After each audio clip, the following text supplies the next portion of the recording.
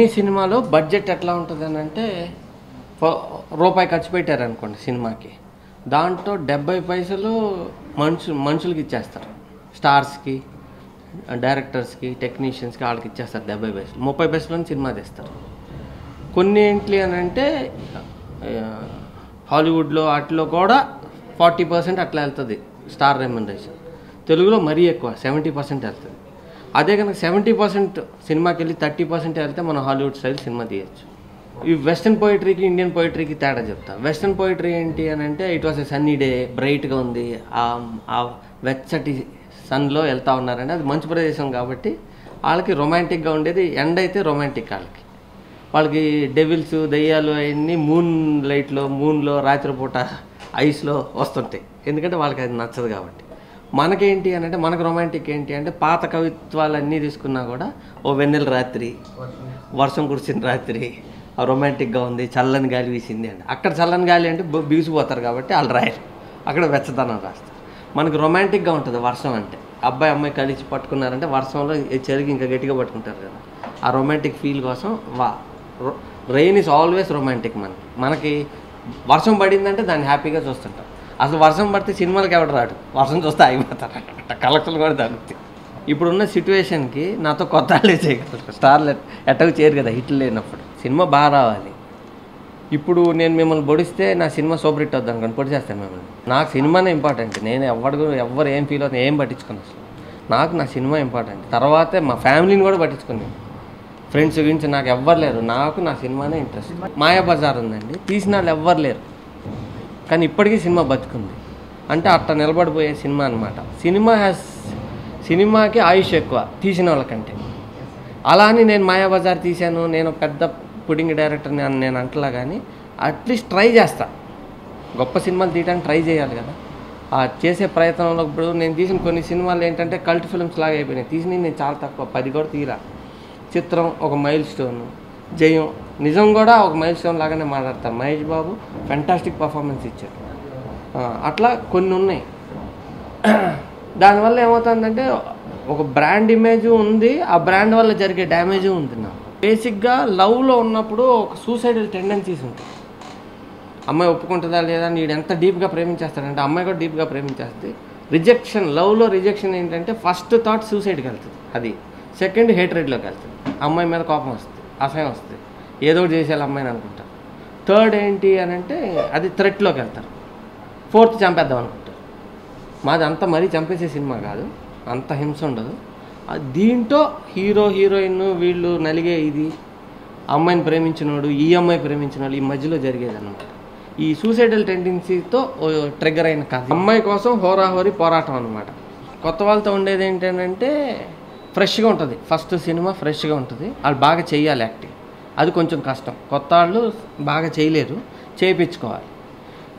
సెకండ్ది ఏంటి అని అంటే సినిమా ఓహో వీడు వెళ్ళనా వీడు హీరోనా అని ముందు మీకు ఫిక్సేషన్స్ ఉండవు. సినిమాకి వెళ్తే కథే చూస్తారు, హీరోయిజంలు, ఆ క్యారెక్టరైజేషన్స్, దాని మీద ఓన్లీ క్యారెక్టరైజేషన్స్ మీదకి వెళ్తాం. మైనస్ ఏంటి అని అంటే మేము సినిమా అమ్మలేం, ఎవరు కొనరు, ఆడియన్స్ థియేటర్కి వస్తారు లేదో డౌట్. సో ట్రైలర్లు బాగుండాలి, ప్రోమోలు బాగుండాలి, పోస్టర్లు బాగుండాలి, ఎక్కువ శ్రమ, ఎక్కువ ఫోకస్ చేసి చేయాలి. కొత్త ఎప్పుడు బలవంతుడిగా ఉండాలి, ఉంటేనే మీకు ఇంట్రెస్ట్ ఉంటుంది. ఫర్ ఎగ్జాంపుల్ ఈ షోలే చూశారు కదా, one of the biggest hits in Indian history. మీకు షోలే చెప్పుకోగానే అమితాబ్ బచ్చన్, ధర్మేంద్ర కంటే మీకు గబ్బర్ సింగ్ ఎక్కువ గుర్తుంటుంది. విలన్ స్ట్రాంగ్ ఉంటేనే సినిమా హిట్ అవుతుంది, హీరో స్ట్రాంగ్ ఉంటే హిట్ కాదు, అది రాంగ్ క్యాల్కులేషన్ అసలు. ఇప్పుడు తెలుగులో సినిమా హీరోల సినిమా సక్సెస్ రేషియో తగ్గింది. ఎందుకు తగ్గిందంటే ఆడియన్స్ రావట్లేదు థియేటర్లకి. ఎందుకంటే ఫస్ట్ రీల్ నుంచి లాస్ట్ రీల్ దాకా విలన్ కొట్టేస్తుంటాడు హీరో, ఇంకెందుకు చూడాలి, లాస్ట్ రీల్ దాకా ఎందుకు వెయిటింగ్. విలన్ అనేది సమస్య అండి, సమస్య పెద్దది ఉండాలి.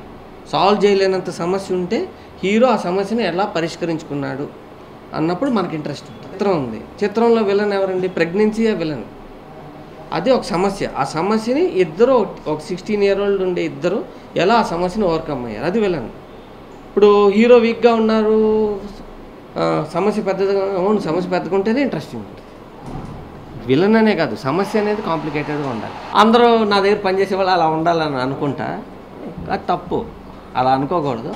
ఎందుకంటే వాళ్ళు డిఫరెంట్ పర్సనాలిటీ కదా, వాళ్ళ లైఫ్ని వేరే విధంగా చూస్తారు. నేనేంటి అని అంటే నేను రోడ్ల మీద పడుకునేవాడిని. ఇక్కడికి ఎట్టా రాగలిగా, ఇంత పేరు ఎందుకు వచ్చింది, ఇంత గుర్తింపు ఎందుకు వచ్చింది, పని చేయటం వల్ల. సో పన్నే చేద్దాం. నా భయం ఏంటంటే నేను సరిగ్గా పని చేయకపోతే మళ్ళీ ఫుట్పాత్ మీద పడుకోవాల్సి వస్తుంది అండి. ఒక ఇన్సెక్యూరిటీ ఉంటుంది.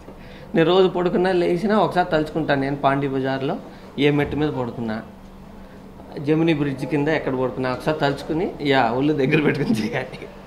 ప్రతి షాట్ మిస్ అయిపోతే నాకు అది కనిపిస్తుంటుంది, సరిగా చేయలేదు హీరో హీరోయిన్, అరే ఇప్పుడు అమ్మ ఈ షాట్ సరిగా రాకపోతే సినిమా ఆడకపోతే అయిపోయింది, నేను ఇప్పుడు ఏం చేయాలి, మళ్ళీ వెళ్ళాలి అక్కడికి, ఆ టెన్షన్ ఉంటుంది నాకు. సో కాన్స్టెంట్గా అట్లా పని చేస్తుంటా, ఎప్పుడు పని చేస్తుంటా. నా టీం కూడా అట్లా పని చేయాల్సిన అవసరం లేదు కదా, వాళ్ళు మమ్మీ డాడీ దగ్గర పడుకున్న వాళ్ళు, నేనే ఫుట్బాల్ మీద పడుకున్నాను. సో తేడా ఉంటుంది ప్యాటర్న్ ఆఫ్ థింకింగ్లో.